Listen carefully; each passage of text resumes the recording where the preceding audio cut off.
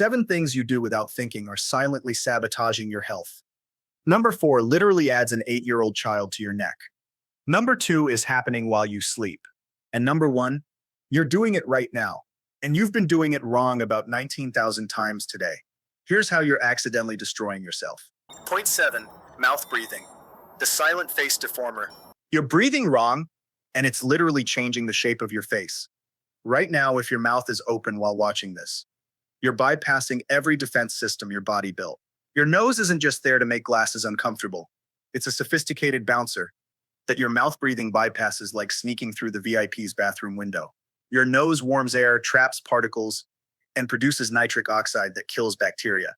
When you breathe through your mouth, you're inviting everything straight into your lungs, like leaving your front door open during a zombie apocalypse. Children who habitually mouth breathe develop adenoid face. Their faces literally grow differently. Narrow jaws, crooked teeth, elongated faces. Basically, mouth breathing gives you resting disappointment face. Permanently. The tongue should rest on the roof of your mouth, guiding facial bone growth. Mouth breathers keep their tongue low, and their face shows it. Studies show mouth-breathing children score lower on cognitive tests. So if you failed math, maybe blame your breathing, not genetics. Adults aren't safe either. Mouth breathing dries your mouth, creating a bacterial rave party that causes gum disease. It changes your facial posture, contributing to forward head position and neck pain. You're suffocating yourself slowly while thinking you're breathing normally. But if breathing wrong terrifies you, wait until you hear what your shower is doing. Spoiler, you're boiling yourself like a lobster who pays rent. Point 6, hot showers, melting your skin barrier. That steaming shower you love is basically a controlled skin burn. That tight, squeaky clean feeling, that's not cleanliness, that's damage. Your skin is screaming in distress, and you think it feels refreshing. Your skin's outer layer is covered in sebum, natural oil that acts like waterproof coating. Hot water strips this away like dish soap on grease.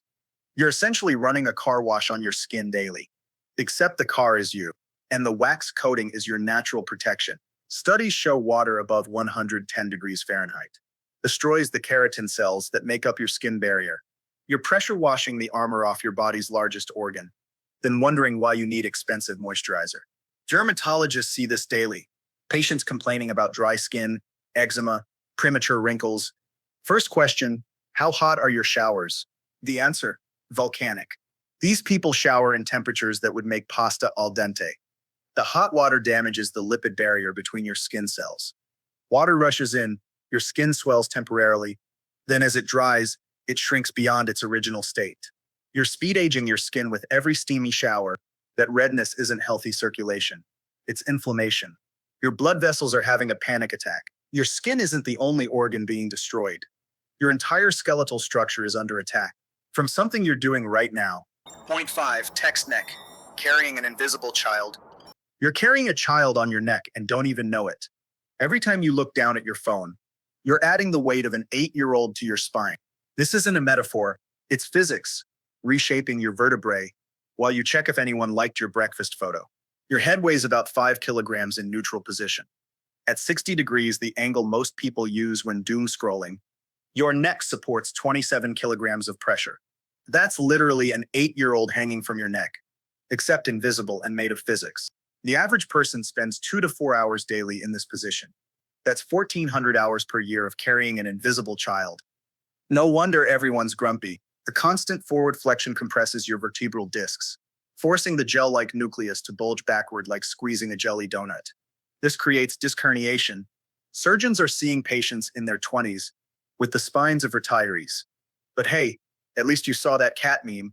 Text neck reverses your spine's natural curve, creating military neck. Called that because it's straight like a soldier's posture, except soldiers chose theirs and yours chose you. This affects breathing capacity, reduces blood flow to your brain, and accelerates arthritis.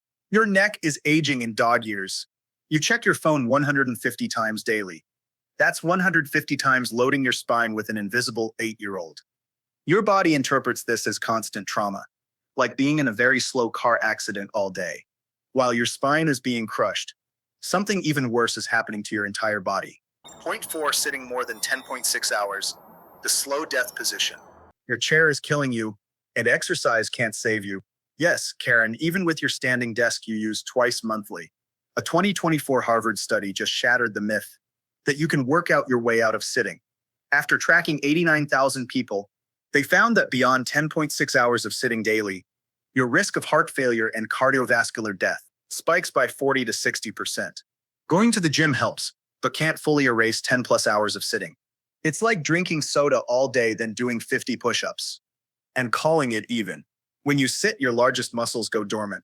Blood flow slows to a crawl.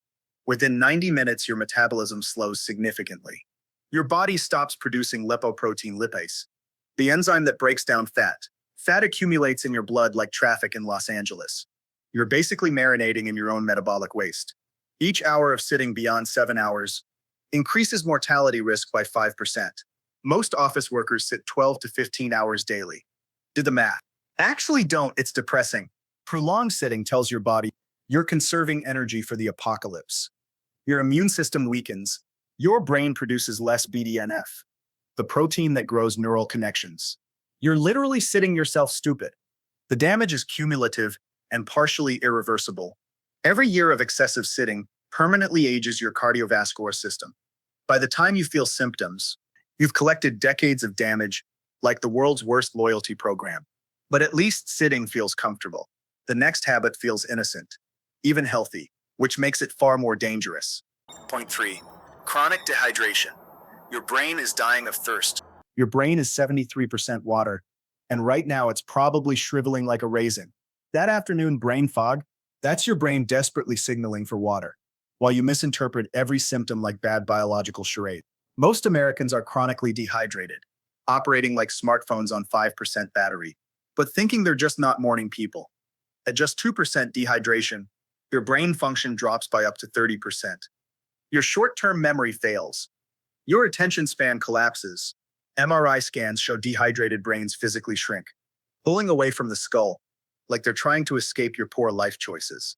The brain works significantly harder to perform the same tasks. You're forcing your brain to run a marathon. To remember where you put your keys. Your blood becomes thicker when dehydrated, turning into organic ketchup. Your heart works harder to pump this sludge. Your kidneys start failing like a coffee filter made of tissue paper. Toxins recirculate, turning your bloodstream into toxic soup. Your body confuses thirst signals with hunger signals. When dehydrated, you crave calories you don't need, like ordering pizza when what you really need is water. Or therapy. Probably both. By the time you feel thirsty, you're already significantly dehydrated. Chronic dehydration recalibrates your thirst mechanism. You become accustomed to operating at 70% capacity and thinking that's your personality. Speaking of things your body is starving for, there's something destroying your sleep that you think is harmless. Point 2. Sleeping with your phone. The invisible radiation bath. Your phone sits 6 inches from your head for 8 hours nightly, bathing your brain in electromagnetic fields. You think airplane mode solves it. You think face down is better. You're wrong on both counts. Sleeping Beauty. Even in airplane mode, your phone screen emits blue light that suppresses melatonin by up to 55%. Your phone doesn't just affect tonight's sleep. It resets your circadian rhythm for several nights. It's the gift that keeps on giving, like a subscription you can't cancel. Even off your phone's mere presence affects you psychologically. Research shows this changes brain activity patterns during sleep. Your brain never enters deep REM sleep efficiently. You wake up feeling like you slept on a bed of anxiety. Remember chronic dehydration from point 3.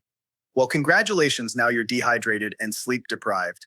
You're speed-running brain damage.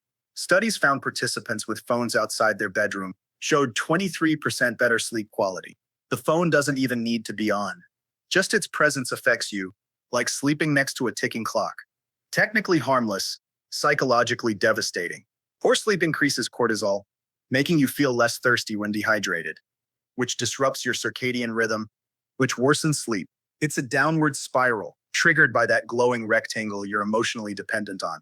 And finally, the habit happening right now as you watch this. Point 1. Shallow chest breathing. Starving your brain. You're taking 20,000 breaths daily. Most of them are wrong.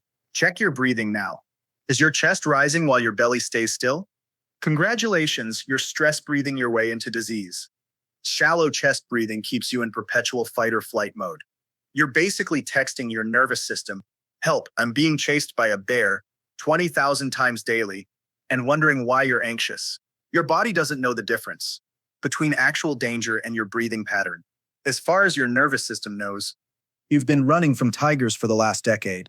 Deep diaphragmatic breathing engages your vagus nerve, the chill out nerve. Shallow chest breathing keeps your sympathetic nervous system activated, the panic nerve.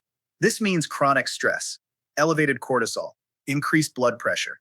Your body thinks you're being chased 24/7 by invisible predators. 80% of adults are habitual shallow breathers. We're collectively hyperventilating through life and calling it normal. Poor sleep makes you breathe shallowly. Shallow breathing increases stress. Stress makes you drink less water. It's a terrible biological Rube Goldberg machine. Your brain uses 20% of your body's oxygen, despite being 2% of your weight. It's the diva of your organs.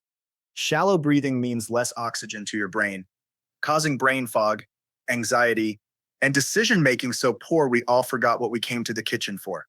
You can fix your breathing right now, but you won't. In 5 minutes, you'll go back to shallow chest breathing. Your body has been doing this so long, it feels normal. But normal isn't natural. 7 habits. 7 silent destroyers. Your body's been screaming warning. You've been ignoring like terms and conditions. So let's recap your daily routine of self-destruction. Your mouth breathing like a goldfish. Boiling yourself like pasta. Carrying an invisible child on your neck. Dying slowly in your gaming chair. Operating on Raisin brain mode. Marinating in phone radiation. And stress breathing like you're being chased by your to-do list. Which, let's be honest, is probably winning. And that's how spaghetti untangle the universe's most uncomfortable truths.